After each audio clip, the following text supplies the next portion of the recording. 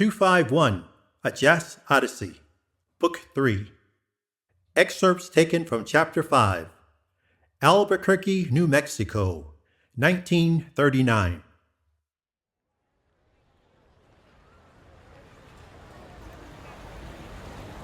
Broadway Boulevard was awash with people and traffic.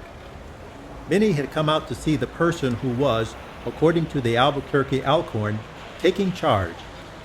By the time Park, Marie, and Huddleston had driven to the Bryant Building, where the performance was to be held, there was a line of people waiting to get inside. The three had to push their way through the crowd to get into the building. There was a gathering of people standing not only in front of the Belgrade and Williams Mortgage Company, but also Mama Lou's Kitchen, the law offices of Sweets, Cakes, Candy, and Cornbread, and the Sleepy Hall Funeral Home. The mortuary establishment had some coffins and caskets visible on display in the front window as you walked by, and a sign overhead that read, "Make your plans now, so that your family won't have to." When they finally got to the second floor, there were even greater throngs of people in the hall waiting to get into Hop's place.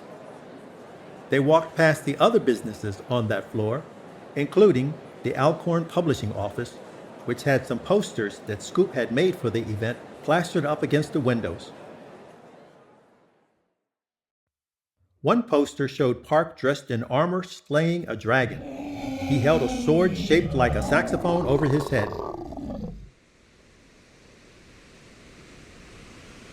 Another featured him with his horn in one hand and a biblical tablet in the other, parting the sea.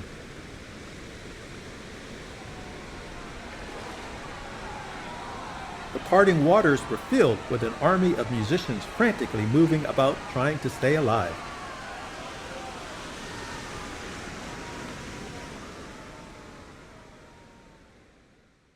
A further poster featured Park standing triumphantly in the center of a boxing ring holding his horn. A lady in a swimsuit was walking around the ring holding up a sign that read KO'd, short for knocked out. And in each corner of the ring was an unconscious, beaten musician lying next to his musical instrument of choice. At the bottom of each poster were the words, "Park takes charge." The images on the posters made Park feel uneasy and somewhat embarrassed. In each poster, he appeared to be brash, impudent, and ostentatious, gloating over his victories. Park didn't want anybody to think that he was purposely trying to harm people to achieve his goal of musical supremacy, but the images on the posters seemed to indicate otherwise.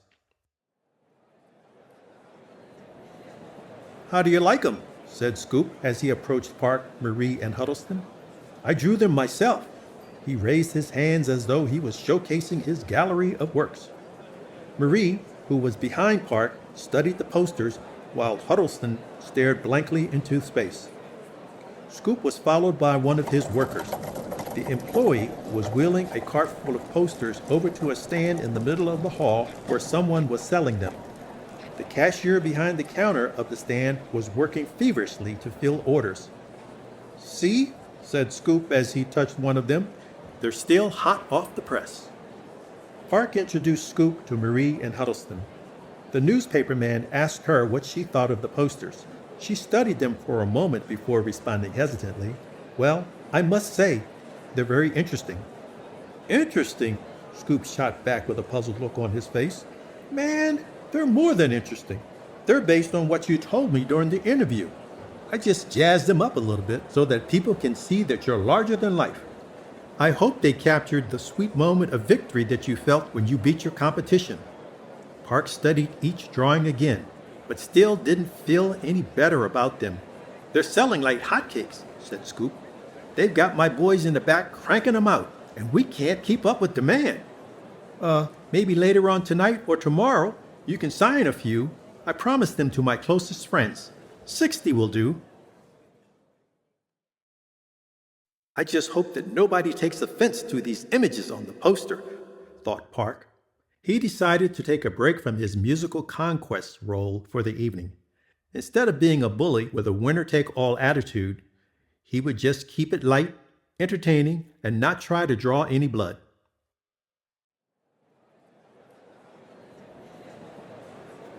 Scoop led them into the nightclub, which was loaded with community members who wanted to take part in this special, once-in-a-lifetime event. Most were sitting around tables, though some were standing along the walls. There were waitresses moving around the audience serving drinks. A photographer in the crowd was holding his large camera with flashbulbs ready to capture memorable pictures. Scoop had a table up front reserved for his godmother. Stella, Gordon, and Marshall were already seated there, and Scoop took Marie and Huddleston to sit with them, then escorted Park to the stage. As Park made his way through the crowd, he saw how the audience was reacting to him. His fans clapped and applauded, while others, who were afraid that his performance would upstage their hometown favorite and make him look bad, booed and hissed them. But for the most part, the crowd was supportive. Slider also had a big following. The female interest, though, was divided into admirers and detractors. The factions sat at tables on opposite sides of the club. He and his band, a trumpeter, a clarinetist, an alto horn player, and the rhythm section were already on stage for the first set to begin. The house band was known for its highly charged melodies. Though each musician was competent and musically able to carry the band, most of the crowd came to see Slider. Not only was he the best dressed and most flamboyant of the group, he was also the most aesthetically pleasing. He was gregarious and flirtatious and liked to interact with the crowd during his performances. When the band leader saw Park approach the bandstand, he gave him an angry look. Slider knew he had a stable of well-respected musicians. Though they were the best in the city, he knew that they were no match for him. Initially, when he went to hops that night, he decided that instead of trying to knock some heads, something that he and the band often did when competing against other groups, he would make nice and entertain the crowd. But after he saw the posters that Scoop had created, Slider got miffed and decided that he was not going to act passively and just lie down to let this outsider take charge. He decided that he would take every opportunity he could to challenge him. He didn't even wait for Park to get on stage, take his horn out at the case, and put it together before he and the band charged into Bill Bailey, one of the fast-paced rhythms for which the band was known. As Slider warmed up on his trombone, at first he started playing in the low registry, but soon filled his lungs, tilted his head back, and then launched into the high registries, playing a lyrical improvisation of the song. And as he did, the audience joined in with jubilation. After Park finished assembling Never Die, he also participated.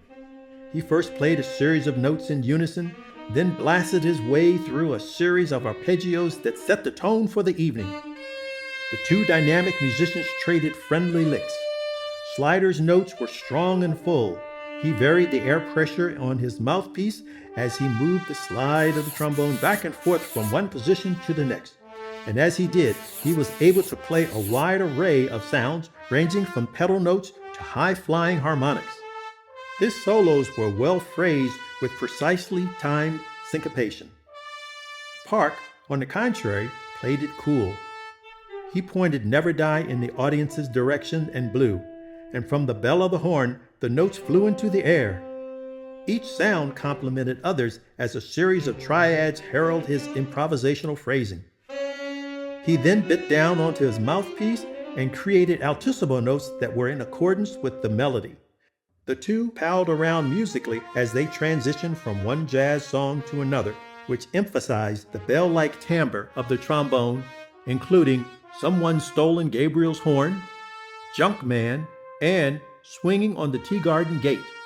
Even Marshall and Gordon got into the act, tooting on imaginary horns. The crowd knew it was witnessing something special that would be talked about in the area for a long, long time, and the photographer took picture after picture after picture of the two musicians. At the end of the first set, as the band took a break, Park joined Marie and Huddleston at their table with Stella, Gordon, and Marshall, while Slider slid his way over to the table full of women admirers. While there, the ladies lavished him with praise and drink. They also promised him bodily rewards for later on that night.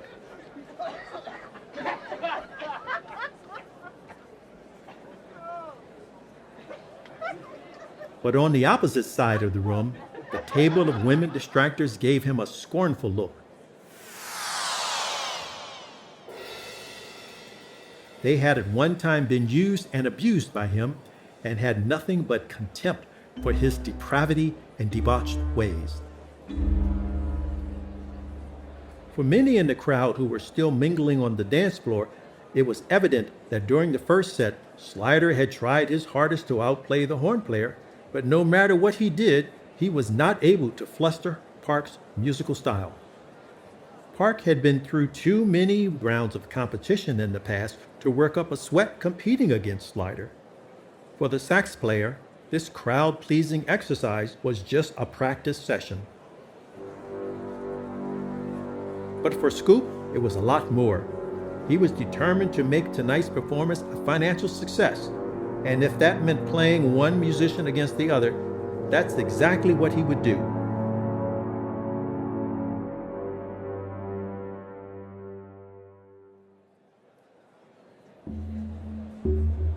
Remember what I said? If you can't outplay him, then outperform him, said Scoop as he walked up to the bandstand and gave Slider a free drink, which he gulped down rapidly. If you want to make your mark in this community, you've only got one more set to prove it before the night is over. Slider knew, with the alcohol starting to take its effect, it was now or never.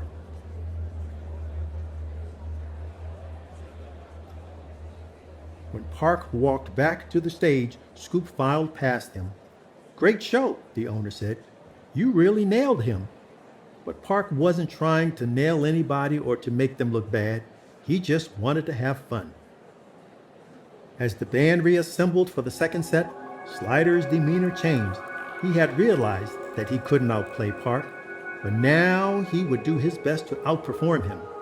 Slider considered himself to be a great showman and knew that his on-stage antics provided great entertainment for the crowds. The best way to outdo Park was to get the audience involved.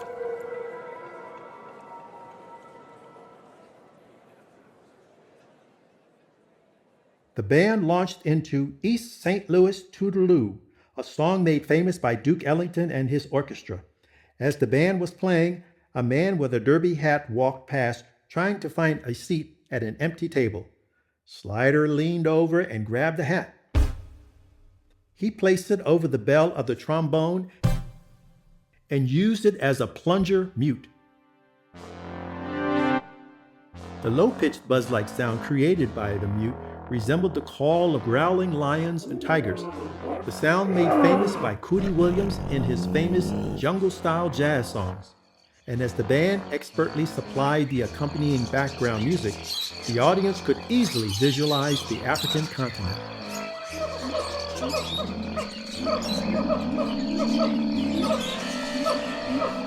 Keeping with the jungle theme, Slider took on a new persona.